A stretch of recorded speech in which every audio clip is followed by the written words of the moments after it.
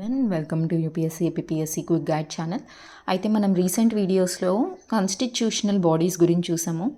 చాలా constitutional bodies గురించి నేను మీకు చెప్పాను.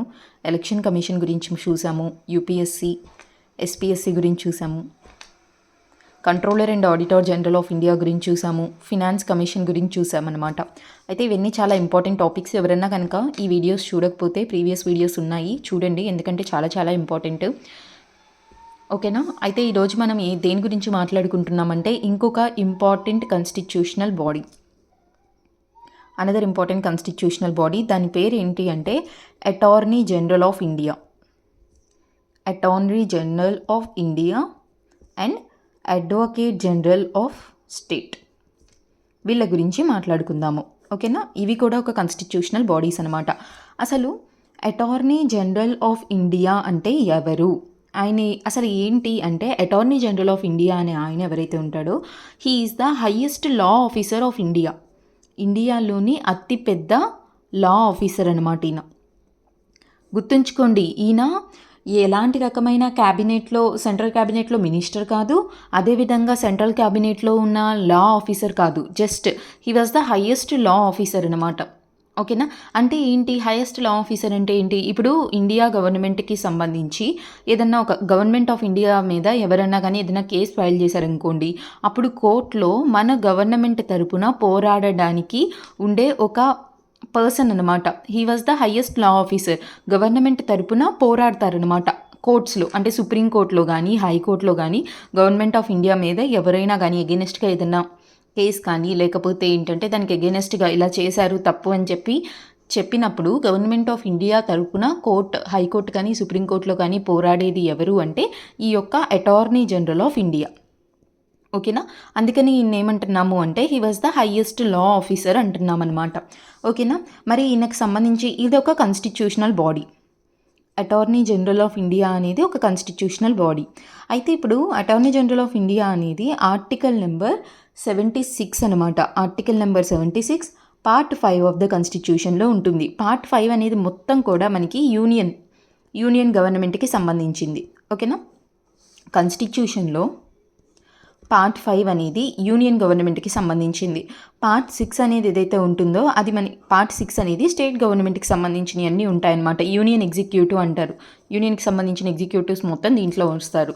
అయితే గుర్తుంచుకోండి మీరు, ఈ అటార్నీ జనరల్ ఆఫ్ ఇండియా ఏదైతే ఉంటుందో ఇది article number 76 part 5 of the కాన్స్టిట్యూషన్లో ఉంటుంది. ఓకేనా? నెక్స్ట్ బాగానే ఉంది. అటార్నీ జనరల్ ఆఫ్ ఇండియా అనే ఆయన్ని మరి అపాయింట్ చేసేది ఎవరు? ఈయన ఒక సింగిల్ పర్సన్ అనమాట. ఈయన హైయెస్ట్ లా ఆఫీసర్. ఈయన అపాయింట్ చేసేది ఎవరు అంటే ప్రెసిడెంట్ ఎవరైతే ఉంటారో మన ఇండియన్ గవర్నమెంట్లో ఉన్న ప్రెసిడెంట్ ఎవరైతే ఉంటారో ఆయనే అటార్నీ జనరల్ ఆఫ్ ఇండియాని అపాయింట్ చేస్తారనమాట. ఓకేనా? మరి అపాయింట్ చేస్తారు, బాగానే ఉంది. మరి ఆయనకి శాలరీ ఇవ్వాలి కదా. ఆయన శాలరీ కానీ ఆయన టెన్యూర్ ఎన్ని సంవత్సరాలు ఆయన పనిచేయచ్చు అనేది కానీ ఆయన్ని ఎలా రిమూవ్ చేయాలనేది కానీ ఏది కూడా మనకి కాన్స్టిట్యూషన్లో మెన్షన్ చేయలేదు. గుర్తుంచుకోండి, క్వశ్చన్స్ అడుగుతాడు. ఎలా అడుగుతాడు? అటార్నీ జనరల్ ఆఫ్ ఇండియాకి సంబంధించినవి అంటే శాలరీ, టెన్యూర్, రిమూవల్ ఇవన్నీ కాన్స్టిట్యూషన్లో మెన్షన్ చేశాడంటాడు. No, it was not mentioned in the constitution. ఆయన శాలరీ, ఆయన టెన్యూర్, ఆయన రిమూవల్ ఏది కూడా కాన్స్టిట్యూషన్లో మెన్షన్ చేయలేదు. Just he was appointed by the president అని మాత్రమే మెన్షన్ చేయడం జరిగింది. ఓకే, బాగానే ఉంది. మరి అవి మెన్షన్ చేయలేదు కదా, మరి ఆయన్ని రిమూవ్ చేసేది ఎవరు? ఆయన రిమూవ్ చేయాలి అంటే ప్రెసిడెంటే రిమూవ్ చేస్తారు. ఎప్పుడు కావాలంటే అప్పుడు రిమూవ్ చేయొచ్చు. ఎందుకంటే కాన్స్టిట్యూషన్లో ఎలాంటి రకమైన ఆయనకి సంబంధించిన ఇండిపెండెంట్ సెక్యూరిటీ ఆఫ్ టెన్యూర్ లేదు. ఫర్ ఎగ్జాంపుల్ ఇప్పుడు మనం ఎలక్షన్ కమిషన్ కానీ, controller and auditor general of India కానీ, యూపీఎస్సీ కానీ, ఎస్పీఎస్సీ కానీ చూసుకున్నాం అనుకోండి, వీళ్ళు ఎవరినన్నా కానీ రిమూవ్ చేయాలి అంటే కాన్స్టిట్యూషన్లో ఒక ప్రొసీజర్ అనేది ఉంటుంది. క్లియర్గా కాన్స్టిట్యూషన్ ఒక ప్రొసీజర్ ఇచ్చింది. ఏంటి కాన్స్టిట్యూషన్ ఏం ప్రొసీజర్ ఇచ్చింది? సుప్రీంకోర్టు జడ్జిని ఎలా రిమూవ్ చేస్తారో ఆ ప్రాసెస్ అనేది ఫాలో అవ్వాలి on the grounds of misbehaviour or incapacity or adjudged insolvent అని చెప్పి మనం చూసుకున్నాము. కానీ ఇక్కడ ఏంటంటే కాన్స్టిట్యూషన్ ఎలాంటి రకమైన ప్రొవిజన్ అనేది ఇవ్వలేదన్నమాట ఆయన రిమూవల్ గురించి. అందుకనే ఆయన రిమూవ్ చేసేది ఎవరు? ప్రెసిడెంట్. ఎప్పుడు కావాలంటే అప్పుడు ఆయన రిమూవ్ చేయొచ్చు. ఇంకోటి గుర్తుంచుకోండి, ఈ attorney general of India office ఏదైతే ఉంటుందో ఇది పర్మనెంట్ ఆఫీస్ ఏం కాదు. ఇది పర్మనెంట్ ఆఫీస్ ఏం కాదు. అంటే ఇప్పుడు ఫినాన్స్ కమిషన్ కావచ్చు, లేకపోతే యూపీఎస్సీ, ఎస్పీఎస్సీ అవన్నీ పర్మనెంట్ ఆఫీసులు. ఇది పర్మనెంట్ ఆఫీస్ ఏం కాదు. ఆయన ఎలాంటి వేరే ప్రైవేట్ ఆఫీస్ కూడా ఆయన హోల్డ్ చేయొచ్చు, వేరే చోట కూడా ఆయన పని చేయొచ్చు అనమాట. అటార్నీ జనరల్ ఆఫ్ ఇండియా ఎవరైతే ఉంటారో ఇది గుర్తుంచుకోండి. క్వశ్చన్స్ అడుగుతాడు చాలాసార్లు, కాంపిటేటివ్ ఎగ్జామ్స్లో ఇలాంటి క్వశ్చన్స్ అడుగుతాడు. కింద స్టేట్మెంట్స్ గురించి కింద స్టేట్మెంట్స్ చూడండి and which of the following statements given below are correct అంటాడు. అటార్నీ జనరల్ ఆఫ్ ఇండియా అని ఆయన ఎవరైతే ఉంటాడో he can be removed by the president. His salary, tenure and the removal are clearly mentioned in the constitution అంటాడు. తర్వాత ఏంటంటే his office is a permanent office అంటాడు. దాంట్లో మీరు గుర్తించాలి, ఆయన సాలరీ కానీ, ఆయన టెన్యూర్ కానీ, ఆయన రిమూవల్ కానీ కాన్స్టిట్యూషన్లో ఎక్కడా మెన్షన్ చేయలేదు. అదేవిధంగా ఆయన అటార్నీ జనరల్ ఆఫ్ ఇండియా యొక్క ఆఫీస్ అనేది ఒక పర్మనెంట్ ఆఫీస్ కాదు. ఆయన వేరే ప్రైవేట్ ఆఫీస్ కూడా హోల్డ్ చేయొచ్చు. ఓకేనా, గుర్తుంచుకోండి. సరేనా. తర్వాత ఏంటంటే ఈ అటార్నీ జనరల్ ఆఫ్ ఇండియా ఎవరైతే ఉంటాడో ఆయన ఆటోమేటికల్గా ఎప్పుడు ఆయన ఆఫీస్ని రిజైన్ చేయాలి అంటే, ఒకవేళ కౌన్సిల్ ఆఫ్ మినిస్టర్స్ ఉంటారు. అంటే కౌన్సిల్ ఆఫ్ మినిస్టర్స్ అంటే ఇప్పుడు మనకి లోక్సభలో కౌన్సిల్ ఆఫ్ మినిస్టర్స్ ఎవరైతే ఉంటారో వాళ్ళు కనుక రిజైన్ చేసినప్పుడు, కౌన్సిల్ ఆఫ్ మినిస్టర్స్ అందరూ రిజైన్ చేసినప్పుడు అప్పుడు కంపల్సరీగా అటార్నీ జనరల్ ఆఫ్ ఇండియా ఆటోమేటికల్గా ఆయన యొక్క ఆఫీస్ని రిజైన్ చేయాలి. ఓకేనా, ఎందుకంటే ప్రెసిడెంట్ వాళ్ళ సలహా మీదే ఈ అటార్నీ జనరల్ ఆఫ్ ఇండియాని అపాయింట్ చేస్తారు. అందుకని కౌన్సిల్ ఆఫ్ మినిస్టర్స్ కనుక లేకపోతే వీణ కూడా లేదనమాట. హీ హ్యాస్ టు రిజైన్ అనమాట. ఇది అర్థమైందని అనుకుంటున్నాను. సరే, మరి ఆయన శాలరీ ఎవరు డిటర్మైన్ చేస్తారు? ఆయన శాలరీ డిటర్మైన్ చేసేది కూడా ప్రెసిడెంటే ఆయన శాలరీ డిటర్మైన్ చేస్తాడు. ప్రెసిడెంటే ఆయన రిమూవ్ చేస్తాడు. ప్రెసిడెంటే ఆయన్ని అపాయింట్ చేస్తాడు. ఓకేనా, సరే, బాగానే ఉంది. మరి ఒక అటార్నీ జనరల్ ఆఫ్ ఇండియా లాగా అపాయింట్ చేయాలి అంటే క్వాలిఫికేషన్స్ ఏంటి? ఎవరినైనా కానీ అటార్నీ జనరల్ లాగా అపాయింట్ చేయొచ్చా అంటే నో, ఆయన క్వాలిఫికేషన్స్ ఉంటాయి అటార్నీ జనరల్ ఆఫ్ ఇండియాకి. ఎందుకంటే he is the highest law officer of India. ఆయన క్వాలిఫికేషన్స్ ఏంటి అంటే, ఆయన క్వాలిఫికేషన్ ఎలా ఉండాలంటే యాజ్ జడ్జ్ ఆఫ్ సుప్రీంకోర్ట్. ఒక సుప్రీంకోర్టు జడ్జికి ఎలాంటి క్వాలిఫికేషన్స్ ఉంటాయో ఆ క్వాలిఫికేషన్స్ అన్నీ కూడా అటార్నీ జనరల్ ఆఫ్ ఇండియాకు ఉండాలి. అంటే మీకు తెలియాలి ఏంటి సుప్రీంకోర్టు జడ్జి క్వాలిఫికేషన్స్ ఏంటి. ఎవరైనా కానీ ఒక సుప్రీంకోర్టు జడ్జ్ అవ్వాలి అంటే ఆయనకి ఎలాంటి క్వాలిఫికేషన్స్ ఉండాలంటే, first he must be a citizen of India. మొట్టమొదటి ఏంటంటే ఆయన ఇండియన్ సిటిజన్ లాగా ఉండాలి. రెండవది ఏంటి, he should be a judge of high court for 5 years. At least 5 సంవత్సరాలైనా కానీ హైకోర్టు జడ్జి లాగా పనిచేయాలి. లేకపోతే హీ షుడ్ అంటే ఆయన అడ్వకేట్ ఆఫ్ ద హైకోర్ట్ లాగా పనిచేయాలి కనీసం 10 సంవత్సరాలు. గుర్తుంచుకోండి, అడ్వకేట్ ఆఫ్ ద హైకోర్ట్ లాగా 10 సంవత్సరాలు పనిచేయాలి. లేకపోతే ఒకవేళ ఆయన ఎమినెంట్ జూరిస్ట్ లాగా ఉండాలి. Eminent jurist in the opinion of the president దృష్టిలో ఒకవేళ ఆయన ఎమినెంట్ జూరిస్ట్ అయినా కానీ ఆయన్ని సుప్రీంకోర్టు జడ్జి లాగా అపాయింట్ చేస్తారనమాట. గుర్తుంచుకోండి, సుప్రీంకోర్టు జడ్జి యొక్క qualifications he must be a citizen of India. Okay, లేకపోతే ఆయన హైకోర్టు జడ్జిలాగా పనిచేయాలి 5 సంవత్సరాలైనా కానీ. హైకోర్టు జడ్జిలాగా లేకపోతే హైకోర్టు అడ్వకేట్ లాగా 10 సంవత్సరాలైనా పనిచేయాలి. లేకపోతే ప్రెసిడెంట్ దృష్టిలో ఆయన ఒక ఎమినెంట్ జ్యూరిస్ట్ లాగా ఉండాలి. ఓకేనా, ఈ క్వాలిఫికేషన్స్ ఏవైతే ఉంటాయో సేమ్ క్వాలిఫికేషన్స్ మనకి ఎవరికి ఉంటుంది అంటే attorney general of India. Attorney general of India లాగా అపాయింట్ అవ్వాలి అంటే ఈ క్వాలిఫికేషన్స్ ఉండాలన్నమాట సుప్రీంకోర్టు జడ్జి లాగా. ఓకేనా, నెక్స్ట్ మరి వాట్ ఆర్ ద ఫంక్షన్స్?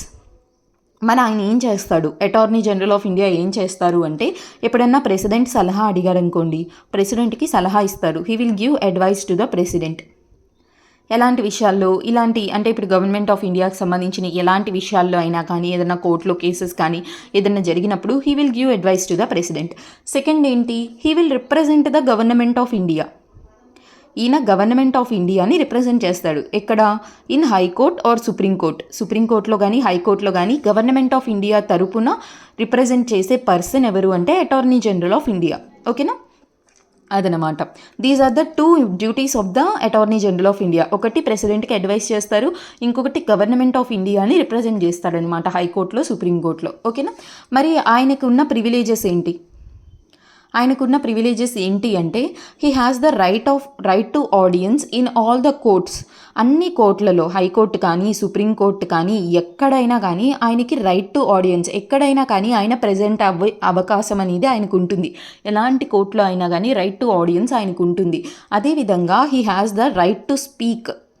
మాట్లాడే అధికారం, right to take part in the proceedings in any house of the parliament. Lok Sabha కానీ రాజ్యసభ కానీ ఏదైతే ఉంటుందో దాంట్లో ఆయన మెంబర్ కానప్పటికీ ఆయన లోక్సభ రాజ్యసభలో ఏదన్నా ప్రొసీడింగ్స్ జరుగుతున్నప్పుడు ఆ ప్రొసీడింగ్స్లో పాల్గొనటం మాత్రమే కాకుండా హీ కెన్ ఆల్సో స్పీక్, మాట్లాడే అధికారం కూడా ఉంది. కానీ ఈయనకి ఓటు వేసే అధికారం అనేది ఉండదు.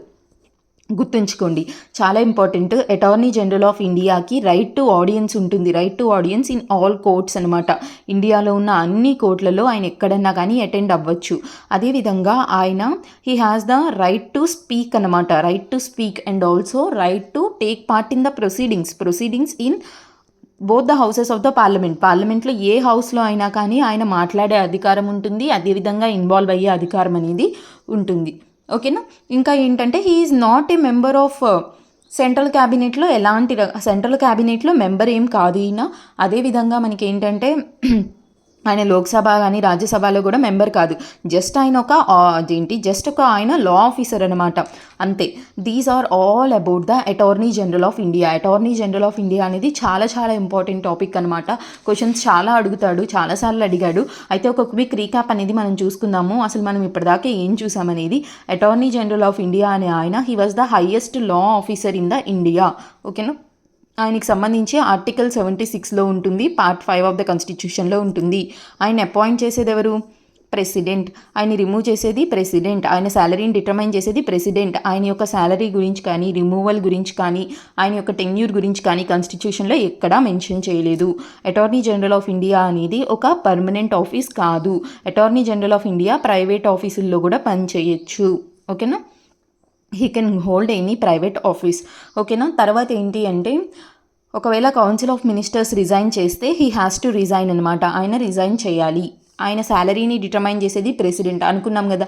ఆయన క్వాలిఫికేషన్స్ సుప్రీంకోర్టు జడ్జి యొక్క క్వాలిఫికేషన్స్కి ఈక్వల్గా ఉండాలి. అంటే సిటిజన్ ఆఫ్ ఇండియా లాగా ఉండాలి, హైకోర్టు జడ్జి లాగా 5 సంవత్సరాలు పనిచేసి ఉండాలి, లేకపోతే హైకోర్టు అడ్వకేట్ లాగా 10 సంవత్సరాలు పనిచేసి ఉండాలి, లేకపోతే ఆయన eminent jurist in the opinion of the president అయ్యా ఉండాలన్నమాట. అది ఆయన క్వాలిఫికేషన్స్.